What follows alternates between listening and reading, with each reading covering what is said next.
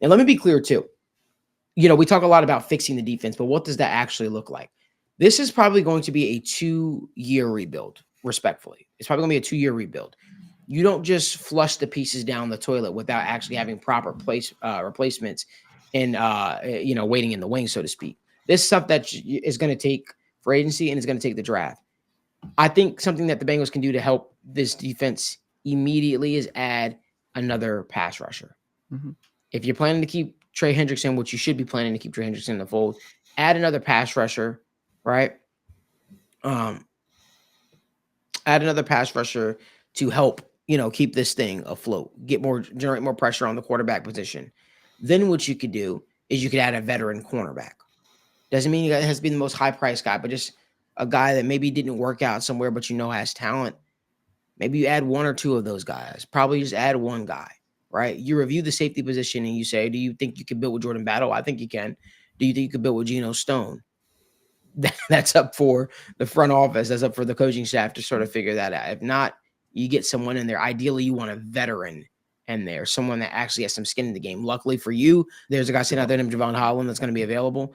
And you probably have the opportunity to add him, probably for a reasonable style deal too. Then you look at that. All right, so you've added to the defensive line, you've added to the cornerback. You start to feel a little bit good, and then you got to figure out what's going on with the safeties position, if you will. Well, for me, if you hate the linebacker situation, ideally, if you're trying to get more speed linebacker, you're probably not going to look to free agency for that. You're probably going to look to build that through the draft. If you feel like your defense is kind of like struggling to some degree, well, what I would do personally is I'd go out there and I would start to add vets. I mean, not vets. I'm sorry, add rookies at the linebacker position.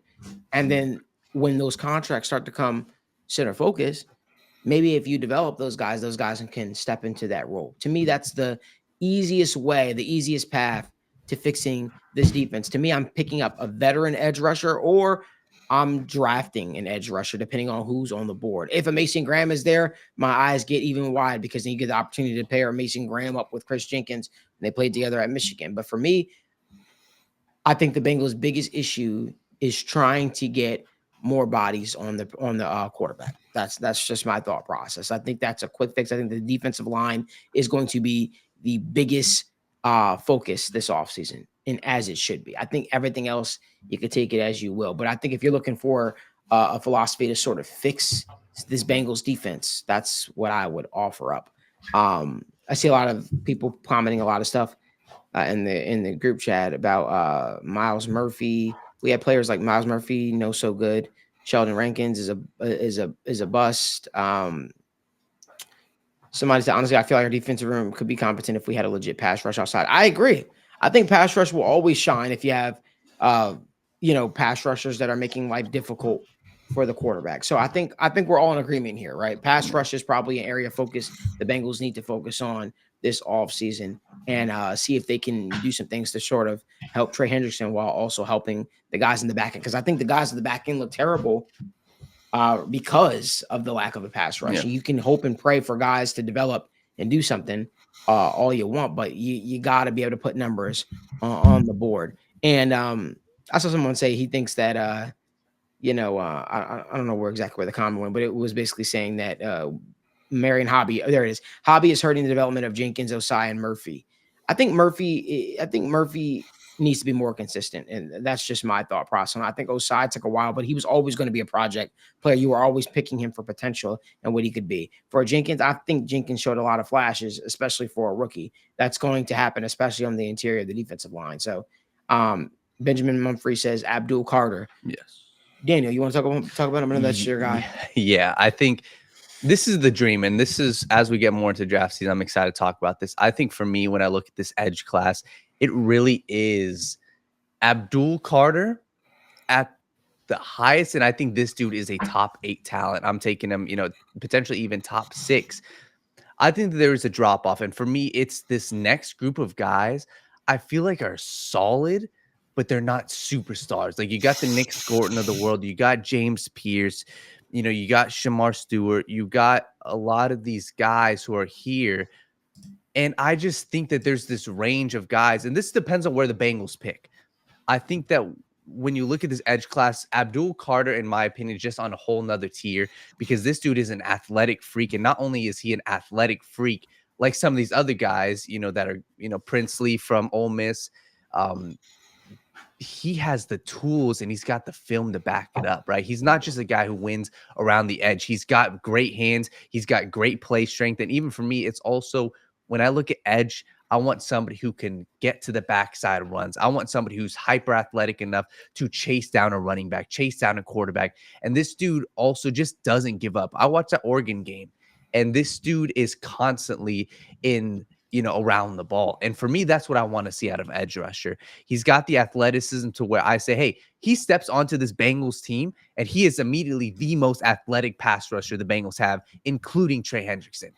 And when I look at these other guys, the Nick Scortons, the James Pierce, they're not the most athletic guys. So I think Abdul Carter, for me, and Parker, I'm curious to hear your thoughts. I think he's a tier above these guys because of his athleticism and because He's small though. he's small. I understand that, but and if you want a bigger guy, that's fine. And it's really the pick of your litter, and it really depends on what you want. For me, a guy like Nick Scorton, 6'5", 280, you can go that route, but he's not hyper athletic. He's not winning a lot with his hands. It's just a lot of strength. So for me, I want an infusion. It's similar to the Miles Murphy mold, probably. No, I don't Nick think Scorton? Nick Oh, Scorton? no, yes. Nick Scorton is similar to Miles Murphy mold. Yeah. And that's what I'd be concerned of, the Bengals going that route. So for me, I think it's Abdul Carter is the only guy I would take, and say, hey, he is the edge rusher. No matter what, I would take him above the rest. Yeah. You can make a conversation for James Pierce, for all these other edge rushers, because I think they're about the same tier, to be honest. Grip keeper. Let me say this again. If the Bengals get to 10 losses, you said Coach Lou's got to go. Your words, not mine, Mr. Wright. Let me clarify. That's not what I said. I said if the Bengals get to 10 losses, the entire coaching staff has to go because one person does not bear the blame. Let's be very, very clear about that. If the Bengals get to 10 losses, that means your favorite Zachary Taylor is out of there. Just being very clear about that. Parker, what are your thoughts on the Abdul Carter? I personally think he's just a little too small for his frame. Personally, I just think he'd struggle. Maybe he wouldn't. Maybe he would do well in the AFC North, but I don't know. I feel like the guy's a little small. He gets bullied off the line a little bit too much for my liking. Well, we'll talk about this from a Bengals perspective, as that's what's highlighted next to my face over here. So we'll keep it just all Bengals. I think defensive line, especially the edge, is where kind of my preferences in scouting more align with the Bengals, for better or for worse. Where I just have a hard time seeing these slider framed, maybe more high end athlete guys really translate, especially for the Bengals. I mean, you're getting a guy like Abdul Carter who is going to he's going to thrive in a Micah Parsons, or even, I guess you'd call it now, a Myles Garrett style role, where he's moving around the line. He's able to maybe not pick and choose his matchups, but you're able to kind of get him lined up where you want him. You're able to bring him in exotic pressure looks. You're able to do all these different things with him because he's a versatile athlete. You're not just throwing him on the edge, letting him be an every down edge, rush the passer, stop the run, and just, hey, you need to succeed against this player all game. Abdul Carter is a guy you're going to shift around this line a lot, and you're going to want to try and insert different looks. And from what I've seen, and one of my biggest gripes with the Bengals, they're not willing to do that. And so you're looking for a guy that's able to be at least a 3-down guy for you on a consistent basis. And I don't think Abdul Carter is that. I think, like Malik said, I think he's going to get bullied off the line. I worry if he even has the length to hang with some of these tackles in the NFL, let alone the AFC North. I mean, if you get him against a DeJuan Jones, it's not only a big frame, but it's a lot of length to deal with. Same with even like an Amarius Mims. Like, I mean, it's you're dealing with a much bigger frame than you have personally, Abdul Carter. And so how is he going to look against that? I don't think he has, shined against those in those matchups at the college level. When he has, it's been guys that are very technically raw and limited athletes in their own right.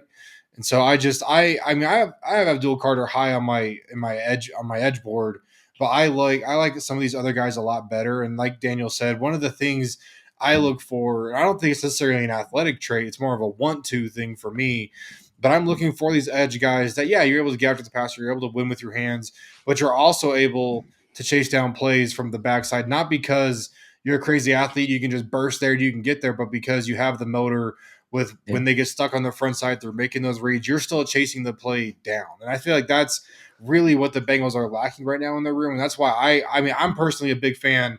Like if I have a whole, column on my grading sheet dedicated to just pure motor. Like, is this a high motor Yeah. player, a low motor player? Because I think that is a trait that will translate at every position. But the highest motor guys I have on my board right now are Landon Jackson out of Arkansas, Steve Linton out of Texas Tech, and Shamar Yep. Stewart out of Texas A&M. Those are three guys that all have a decent frame. Two of them more than the other one, but they have the good frame, they have good weight, they have great power, but they also work their hands well. Could they improve their hand fighting? Oh, for sure. But I think they do enough and they're well rounded enough where those are the type of guys the Bengals need to be targeting. It's these bigger bodies that can withstand that volume of snaps, that can work in, and they can be a presence on every down. That's why I like a guy like Kenneth Grant. I like Kenneth Grant for the Bengals almost better than Mason Graham, just because I feel like he has every down value and potential. So that's my rant on Bengals defensive line evaluating. But I don't think they're going to like a guy like Abdul Carter. Luckily, I don't think they're going to have the opportunity to get him. So.